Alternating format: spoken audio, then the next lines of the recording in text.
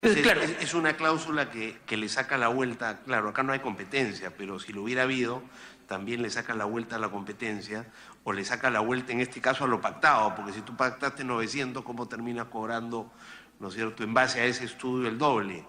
Lo que pasa es que... ¿De qué sirvió esa competencia o ese proceso de determinación de costo, no? Son, digamos, no es que la cláusula existe desde antes de que se firme el contrato. La cláusula existe desde antes que termine el proceso de licitación. Por lo tanto, la cláusula es parte de lo pactado. ¿Okay? La cláusula es parte de lo pactado. No es que hay luego una regla que haga cambiar eso, no, estaba previsto. El problema es que la cláusula desvirtúa, anula, con una base legal muy débil, porque en mi opinión eso es ilegal, esto no se podía haber hecho, esa cláusula en mi opinión es ilegal, pero yo no soy abogado, pero estoy seguro que esto no funciona, anula el factor de competencia. Y yo nunca he visto una licitación. Es como que uno diga, voy a licitar la compra de 200 Cherokees con tales características, pero pongo una cláusula que dice que pero el precio final no es el de la licitación, sino otro que acordemos después, con la entrega de un documento que lo apruebe X. O sea, ¿eso dónde se ha visto? Eso yo nunca lo he visto en ninguna parte. Ese es un caso singular de la Interoceánica del Sur. O sea, es una cláusula que desvirtúa el factor de licitación, pero que es previa a la firma del contrato. Por eso, una vez que tienes el contrato en la mano, es bien difícil desarmar todo lo hecho de forma posterior, ¿no? Presidenta, interesante lo último. Bueno, y en ese contrato han participado todos los miembros del consorcio, abogados, estudio de abogados, clientes, porque eso lo ha hecho evidentemente Odebrecht. Esas cláusulas no creo que se le haya ocurrido a ningún funcionario iluminado del MTC, ni de Proinversión, ni del LIM, ni de... Es evidente, es una obra inducida, digamos, inducida. Así que yo creo que ahí también habría que buscar mayores responsabilidades, Presidenta. Y finalmente,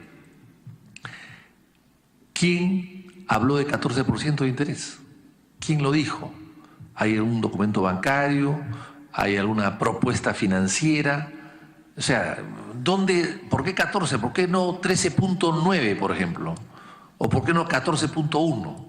¿Por qué 14%? Insisto, el año 2, el año 4, el año 5, el interés estaba un poquito más que el de ahora, pero un negocio de esa naturaleza, un préstamo de esa naturaleza, no tiene 14%. Es imposible. Es imposible. Normalmente están el LIBOR más 1 o más 2, pero es imposible que tenga esa... Y el LIBOR en esa época estaba en 2%. O sea, no puede ser 4%, 5, 6, 7, 8, 9, pero 14, ya el solo hecho por el 14 es sinónimo que se están aprovechando de la situación.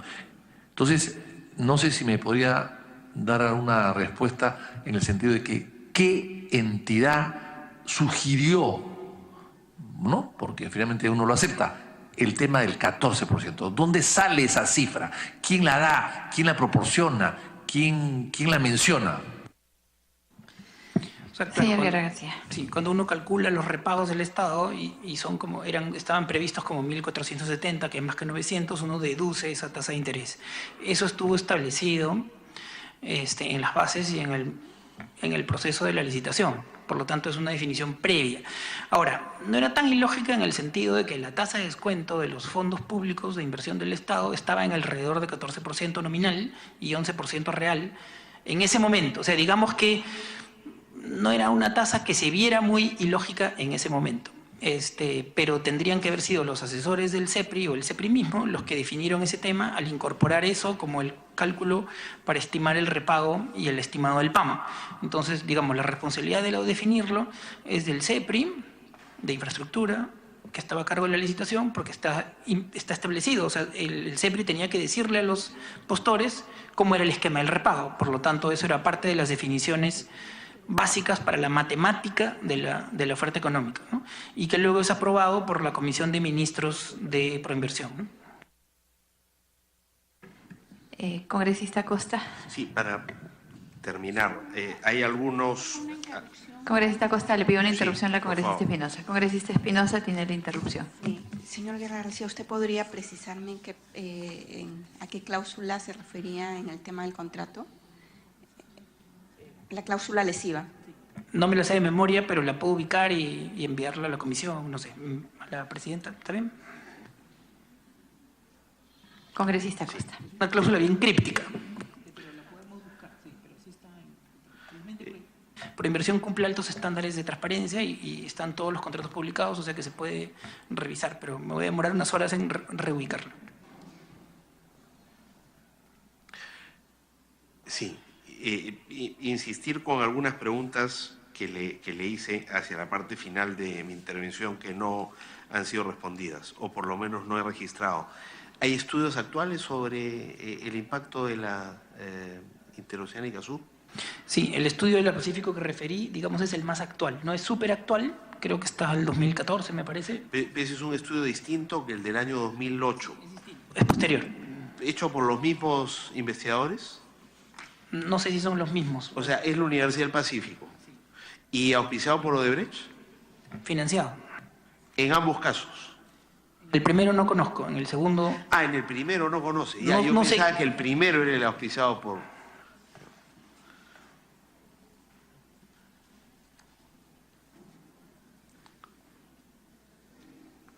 También por el Centro de Investigaciones de la Universidad del Pacífico, me imagino. No. Ya. Segundo, ¿cuándo se inicia la construcción de la obra y si era posible haberla detenido? Yo creo que, a ver, siempre se puede detener una obra. La pregunta es, ¿a qué costo? O sea, ustedes han visto que, por ejemplo, el alcalde, bueno, en fin, hay muchos alcaldes o autoridades que cancelan una obra de forma unilateral. El tema es cuánto le va a costar al Perú una controversia en el CIADI como consecuencia de cortar una obra. Entonces, yo creo que si me preguntas estrictamente, legalmente, ¿se podía cortar? Sí, claro, se podía cortar. Pero ¿cuánto le costaba al Perú un incumplimiento de contrato? Es un tema difícil de establecer, porque el contrato era un contrato sobre $900 millones. Entonces, yo creo que la respuesta es, ¿legalmente se podía cortar? Sí, pero ¿a qué costo? Difícil de determinar, ¿no? ¿Y las posibilidades de renegociar, digamos, en términos de si se utilizaba un tipo de asfalto u otro, o se afirmaba, o lo que fuera? O sea, de hecho, una cosa curiosa que ocurrió, que también creo que merece investigación, es que el estudio de factibilidad define como objeto de la concesión una obra en concreto asfáltico en toda la extensión de los más de 1000 kilómetros de la Interoceánica del Sur. Y en la oferta técnica que presenta Odebrecht en el tramo que va de Inambari a Iñapari, ellos proponen tratamiento superficial bicapa. Pero ojo, la licitación, el objeto de la licitación era una obra en concreto asfáltico. Pero el CEPRI, o sea, el equipo técnico del CEPRI que tenía que autorizar la oferta técnica, la aprueba con tratamiento superficial bicapa. ¿Okay? O sea, es decir, una solución distinta e inferior a la que estaba puesta como aquello que se estaba licitando. O sea, acá se licitó una obra en concreto asfáltico para 1000 kilómetros, pero la oferta técnica fue una oferta técnica para un tramo, que era como un tercio de todo el proyecto, era de tratamiento superficial bicapa, con cargo a volverlo concreto asfáltico si la demanda lo requiriera, ¿no? Y a eso ocurrió en el momento de que se analizan las ofertas técnicas y antes de que se firme el contrato, que también es algo extraño, ¿no? Porque si licitaste concreto asfáltico, no entiendo por qué tenían que aceptar una oferta técnica de tratamiento superficial bicapa, ¿no? Gracias, señor Guerra García. Continúa, congresista Costa. Sí, digamos, el incremento de los costos, ¿no?, a lo largo del tiempo, pasar de 800 o 900 a 2.200 o 300, ¿tiene que ver sobre todo con esta cláusula o tiene que ver con las adendas? En realidad tiene que ver con que no se hizo expediente técnico. O sea, si se hubiera hecho un expediente técnico en serio, el expediente técnico hubiera dicho que el costo era tanto y probablemente luego no hubiera habido problemas. Como no se hizo expediente técnico, es bien difícil especular si el costo posterior es correcto. Es decir, una obra en concreto asfáltico de 1000 kilómetros puede costar $2 millones al kilómetro. No es algo jalado a los pelos. ¿Okay? Por eso es que yo sostengo que este no es un problema de sobrevalorización. Lo que es un problema de sobredimensionamiento, porque se pudo haber utilizado una opción menos cara. Ese problema está explicado por el estudio de factibilidad. Pero una vez que ya está definida el tipo de solución, esos expedientes, claro, digamos que los concesionarios tenían todo el incentivo para tratar de presentar un expediente que cueste más, pero digamos que en términos de precios de mercado no está tan desalineado, ¿no? Gracias. Congresista Costa, está finalizando. Solo para...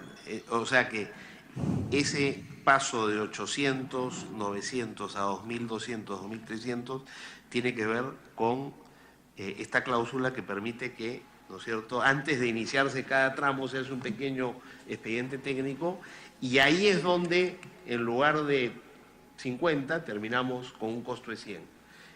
Más que, digamos, ahí estaría esta inflación de precios, más que en las 22 adendas que tiene el contrato a través del tiempo. Digámoslo de esta manera, ¿no? Un expediente técnico en concreto asfáltico te da una obra que es cara, que tranquilamente puede costar $1,5 millones el kilómetro, en los parámetros actuales del Ministerio de Transportes. Por lo tanto, no está tan lejos de los 2 millones de kilómetros que es el promedio de la Interoceánica del Sur. Igual puede haber una cierta sobrevalorización, podría haber, porque el tramo de selva es tratamiento superficial bicapa que debe costar un poco menos. Pero bueno, el problema es que, digámoslo de esta manera, si ustedes fueran los concesionarios y los quieren hacer una obra en concreto asfáltico y ustedes creen que la obra va a costar más, habrías exigido esa cláusula porque la licitación era ciegas. La licitación, al no tener expediente técnico, no sabía cuál era el costo de la obra. Entonces, el incentivo para ellos de presentar ofertas con la posibilidad de que la obra costara más podía ser casi nulo, aunque la obra costara mucho. Podía costar, en verdad, mucho más, porque estábamos hablando de concreto asfáltico. Por eso es que, para mí, el error original es que debió usarse una solución más económica de pavimento. Una vez que ya estás en el tema de que la obra es concreto asfáltico y no tener expediente, claro, los postores necesitaban esa cláusula porque si no podía terminar comprometiéndose a algo que podía costar más del contrato que habían firmado. Entonces, pero claro, el problema es que cuando el concesionario hace el expediente técnico es muy difícil revisarlo, por eso es que pones al Estado en una posición de indefensión. Gracias, congresista Costa. Congresista Castro, luego congresista Mulder. Congresista Mulder. Entonces, congresista Castro, ¿puede cederle el uso de la palabra al congresista Mulder? Un segundito nomás, voy a tratar de ser muy corto. Para nosotros creo que de repente algunos conocen sobre estas materias, pero en general nosotros estamos trabajando en términos políticos y estamos viendo que se está repitiendo el mismo vicio hoy y las tareas del pasado no las asumimos en este momento. ¿Cuál es? Nosotros, más allá de la explicación técnica, que de repente muchos de nosotros también las conocemos, pero tenemos que ir a un ejemplo claro. Aquí tiene que trabajarse con expediente técnico, por muy pequeño que sea, según nuestro congresista Gino Costa, y esa es una lección que tiene que asumir el gobierno de hoy.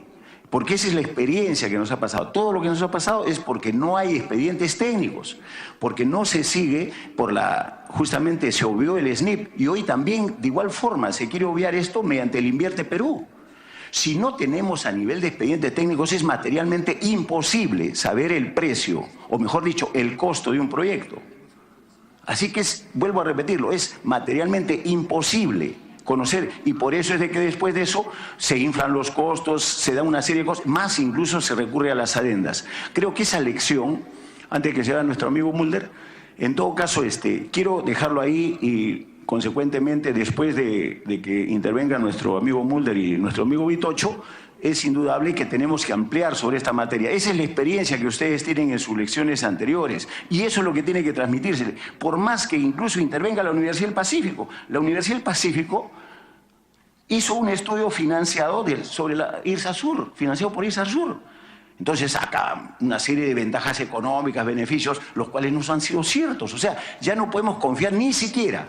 Y esta situación, por eso que lo hemos hecho notar en el Pleno y en cada una de las comisiones donde nos ha tocado participar. Porque si no tenemos expedientes técnicos, vamos a seguir regalando la plata. Y es lo mismo que está sucediendo con la reconstrucción famosa que se quiere llevar adelante. Esas experiencias, señor Gustavo Guerra, que usted la ha pasado, esa experiencia quisiera que nos transmita en otro momento después del señor Mulder y de los congresistas Mulder y Belaúnde, García Belaúnde. Gracias, congresista Castro. Congresista Mauricio Mulder. Presidenta, muchas gracias. Yo quiero felicitar al señor Guerra García por los conocimientos que tiene de este tema, que son bastante interesantes y que, han sido profundizados por diversas intervenciones de algunos parlamentarios en materia muy técnica, muy específica, tramo por tramo. Pero yo quería nuevamente tener una visión general del tema para que nuestro invitado nos pueda hacer un comentario ya de fondo, al margen de todas las especificaciones técnicas. Este tema de IRSA Sur, ¿cómo podríamos catalogarlo? ¿Había o no había necesidad de hacer la obra? Digamos, primera discusión. Al parecer sí, habían manifestaciones en el Cusco, hubieron muertos en Puno, era un tema del que se hablaba mucho en esas épocas. Y evidentemente eso fue dándole un marco como para que hubiera una estructura legal. Vistas las cosas ahora, con estos informes técnicos, da la impresión de que no hubiera sido tan necesario hacerla o hacerla como está. Pero entonces, ¿a qué vamos? Este fue un proyecto, digamos, inventado, o mejor dicho, transformado en una enorme necesidad para poder justamente amarrarlo y se produzca la coima. O sea, ¿la modalidad cuál fue? Sí, hay gente que está pidiendo esto, entonces metámonos, hagamos el proyecto sí o sí, y que Odebrecht nos pague una coima de 35 millones de dólares, que fue lo primero que se exigió. Y después ya que el siguiente gobierno vea, pues no, ya las adendas, que lo construya, ya será su problema. Yo ya me aseguré mi coima. Y para que esto ocurra, se hicieron algunos actos que son los que precisamente quisiera que me comentara el señor Guerra García. Primero, se exonera de SNIP a la obra. Y esta exoneración se hace con el Decreto Supremo 022-2005, Economía y Finanzas, que paradójicamente no lo rubrica el ministro de Economía y Finanzas, que era Pedro Pablo Kuczynski Godard. Ese día se va de viaje y firma el ministro de Educación, encargado del despacho, que era el doctor Sota Nadal. Entonces uno se pregunta, ¿y qué una cosa de esta, una exoneración de SNIP a una obra tan importante, de repente se hace con este esquema? Segundo, la Contraloría General de la República emite informes de motu propio, pero no porque se lo hubiese solicitado ni Proinversión, y menos aún el señor René Cornejo, que presidía Proinversión y que consideraba que la presencia de la Contraloría era innecesaria. Y la Contraloría emite informes en los que dice que esa obra estaba absolutamente fuera de los cánones básicos para iniciar siquiera un esquema. Entonces, segundo capítulo. Tercero, ya el momento en el que se hace la designación del consorcio ganador. Hay un oficio que envía la Contraloría General de la República diciendo: estas empresas tienen juicios y vulneran la ley. Y a pesar de eso, se hace igual, porque ya lo hemos estudiado en esta comisión, aparece el doctor Monroy, hay un estudio que dice que se puede, que no es la misma persona, la letra, que todo, etcétera, etcétera. Entonces, ¿frente a qué estamos? Esa es la pregunta. Ante un esquema largamente acariciado y montado por el gobierno para enriquecerse, inventando obras, inventando necesidades y además armando todo un esquema legal, con leyes específicas de declaración de necesidad pública, con decretos supremos exoneratorios, con ministros implicados cada uno haciendo su papel, con funcionarios de Proinversión cada uno haciendo su papel. O sea, aquí tenía que haber un concierto de todas estas voluntades para que esto ocurra. Quiere decir entonces que estamos ante un megacaso en donde un grupo de funcionarios públicos, todos con conocimiento de las cosas, con experiencia y capacidad, sabían que estaban produciendo un hecho de carácter delictivo. Ahora, probablemente no supieran específicamente que el señor Toledo iba a cobrar 20 millones de dólares, pero sí sabían que estaban haciendo las cosas de una manera tan directa que tenían que por lo menos sospechar, pues, ¿no?, que Odebrecht iba a beneficiar con una obra como esa. Entonces, eso es lo que yo quisiera que él comentara. ¿Es así? ¿Se armó todo esto o las cosas han surgido simplemente por casualidad y en el camino las han ido armando? Presidenta, para añadir a la pregunta añadir algo a la pregunta que está haciendo el colega Mulder, y ya para terminar, porque nos tenemos que ir a la Junta de Portavoces, Presidenta, y usted sabe que el Congreso no espera. El señor Guerra García nos ha hecho una larga descripción de lo mal que se hizo este proyecto y lo muchísimo que cuesta al Estado y las responsabilidades que existen. Y él declaró, declaró en una entrevista en Diario de la República el 16/8/2015, más o menos lo que ha dicho aquí, todos los la manera, digamos, irresponsable, por decirlo de alguna, ¿no?, decirlo benignamente, ¿no?, pero con irregularidades clarísimas de todo lo que pasó acá. Y él dice lo siguiente: hay dos cosas que el gobierno no debió hacer. Una de ellas, no contar con un expediente técnico, y sin duda, la otra, la exoneración del SNIT. ¿Quién tomó la decisión? ¿Quién es el responsable? Pedro Pablo Kuczynski. El mismo que ahora está diciendo que es mejor eliminar el SNIP. ¿Sigue pensando lo mismo? ¿Sigue pensando lo mismo? El señor Guerra García sigue pensando lo mismo, que el señor Kuczynski es culpable de esta exoneración y de esta falta de expediente técnico, de estas irregularidades que se cometieron en la concesión y entrega de esta carretera a Odebrecht. Gracias, congresista García Belaúnde. Señor Guerra García. Bueno, el planteamiento del congresista Mauricio Mulder no es tan fácil de responder, ¿no? Voy a responder, digamos, hasta donde puedo hacer afirmaciones sustentables.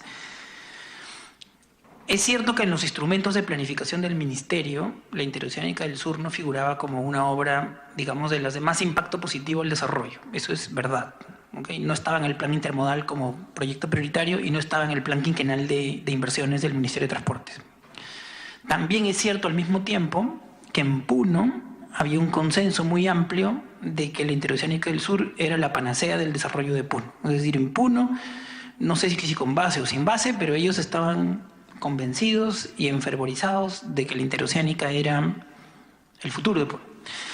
Y a eso se añade que durante el gobierno de transición se produjo un rumor de que se quería cambiar la Interoceánica y no hacerla por Puno, sino por Cusco, ¿no? Y eso generó una mayor exacerbación en Puno. En realidad en Cusco, a mí me tocó el 2001 conversar con la gente de Cusco cuáles eran sus vías prioritarias.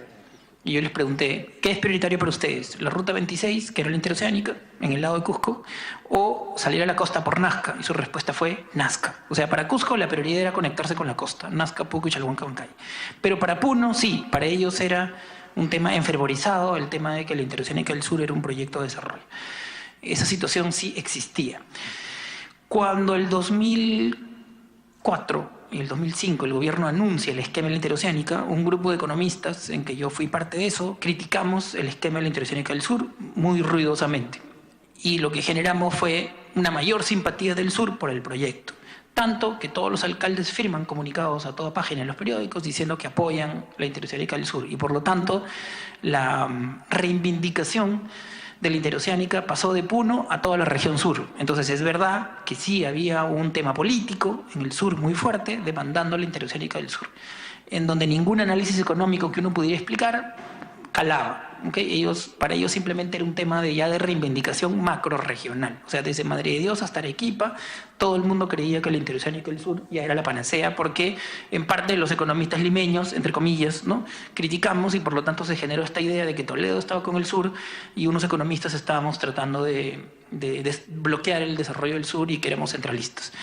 Con lo cual, claro, lo que ocurrió es que los que criticamos terminamos siendo declarados personas no gratas en todo el sur y Toledo subió su aprobación de forma significativa. Entonces sí hay un tema político que puede explicar parte de las cosas que se han hecho, ¿no? Lo cierto es que yo creo que está claro que habían motivaciones políticas que tenían que ver con captar ese sentimiento, y de hecho los que estuvieron a favor de la interoceánica captaron muchos puntos de apoyo en el sur. Entonces sí había una presión política, eso es innegable.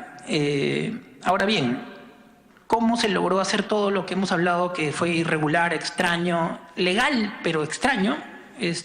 Claro, fue a través de muchas decisiones, ¿no? Entonces, por ejemplo, el presidente Pedro Pablo Kuczynski hoy día, cuando fue primer ministro, ¿era responsable de que la firma Alfa Consul, contratada por Provías Nacional, haga mal el estudio de factibilidad? En mi opinión, no. Esa era una responsabilidad de la empresa. ¿Pudo haber estado la empresa capturada o no por Odebrecht para hacer un informe tan extraño? No lo sé, no tengo ninguna evidencia. Pero digamos que la responsabilidad es de Provías Nacional y de la empresa. Luego, la responsabilidad de exonerar del SNIP es del Ministerio de Economía y Finanzas, sí, y del Ministerio de Transportes y del Presidente de la República. O sea, no se puede exonerar del SNIP sin la firma del presidente, la firma del Ministro de Transportes y la firma del Ministerio de Economía y Finanzas. Entonces está claro que hay una responsabilidad. ¿Lo hicieron por razones oscuras o por razones de que querían apurar el proyecto? No lo sé. El argumento oficial fue: queremos apurar el proyecto, por eso lo exoneramos del SNIP. No tenemos tiempo para revisarlo, a pesar de que era un proyecto que valía 5 veces el presupuesto de inversión pública del MTC del 2005, ¿no? Entonces, ¿fue raro que un ministro de Economía no quiere evaluar un proyecto? Fue raro. ¿Pero era legal? Era legal. La decisión de Proinversión de no hacer el expediente técnico también se argumentó en términos de: hay que hacerlo rápido. El sur necesita a gritos este proyecto, hay que hacerlo rápido. Entonces, con el argumento de que hay que hacerlo rápido, se tomaron todas las decisiones, la exoneración del SNIP, tal y tal. Claro, luego la cláusula que yo he hecho referencia sale porque, obviamente, si no hay expediente técnico, los postores dijeron: no entramos, ¿no es cierto?, si no nos dan esa cláusula. O sea, está claro que tiene que haber sido así, ¿no? Entonces, digamos que hay una serie de situaciones dadas a través del tiempo que incluyen un informe de la Contraloría del 2011 que dice que no hay nada que ellos puedan hacer, lo cual también es extremadamente sorprendente, porque la Contraloría dice: como se dio una ley especial, ¿no?, que declaró de interés general todas estas obras, nosotros ya no podíamos intervenir. Y yo la verdad es que no entiendo cómo es que no podían intervenir. La Contraloría del 2011 sacó un informe que no dice nada de todo lo actuado, cuando es obvio que por lo menos esa cláusula era muy discutible legalmente. Igual, ¿no? La Contraloría nunca dijo nada de cómo es que se licita una obra en concreto asfáltico y pueden presentar una oferta técnica en tratamiento superficial bicapa. Tampoco, nadie dijo nada. Ninguna institución, digamos, de las llamadas a control. Y aparte se cambiaron muchas cosas, ¿no? No solo se voló el SNIP, se volaron los límites de endeudamiento que causaron la renuncia de Luis Carranza del Viceministerio de Hacienda. Se cambió la ley de adquisiciones y contrataciones para quitar la causalidad de que no se podía firmar con el Estado por contrajuicios, 6 meses después de que ocurriera el tema que el congresista Mulder ha mencionado, que es que en realidad no se podía firmar. O sea, el 5 de agosto no se podía firmar. Y el cambio de la ley de adquisiciones y contrataciones se hace 6 meses después. Y la Contraloría dice que estaba bien, que con ese cambio ya justificaba lo anterior. Yo no conozco que una norma dada 6 meses después pueda darle validez a una firma del contrato 6 meses antes, cuando las reglas impedían que se firme. Entonces, claro, entonces hay una suma de situaciones que sí podrían plantear la hipótesis de que ha habido una confabulación muy grande. También puede ocurrir que sea que, digamos, en cada una de las situaciones habían actores que presionaban porque eso vaya en una determinada dirección, y mucha gente no ha sabido mirar todo el mapa, ¿no? Algunos tenían una responsabilidad en un momento, otros en otro, otros en otro, otros en otro. Entonces sí es un proceso complejo. El planteamiento que ha hecho el señor Mulder es posible, pero yo no tengo pruebas para poder demostrar que exactamente fue así. El hecho es que sí, pues siendo una obra tan grande y tan importante, que en su momento fue la obra vial más grande de América Latina, con la excepción del puente sobre el río Orinoco, obviamente hubiera merecido, digamos, que se trabaje de otra manera.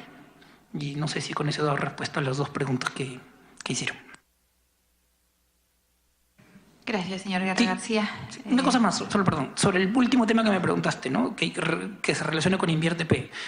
Mi opinión es que, dado que la interoceánica del sur es el eje central del caso Lava Jato, y que parte del problema es la exoneración del SNIP, en mi opinión era inoportuno que se relaje el sistema de inversión pública a un nivel muy bajo, como es en el sistema Invierte, para el control de inversiones, justo en el momento en que estamos en este contexto. No es que yo esté en contra de de eso que han cambiado en invierte, pero me parece bastante inoportuno que, dado el contexto en el que estamos, en lugar de fortalecer los controles, digamos, se relajen.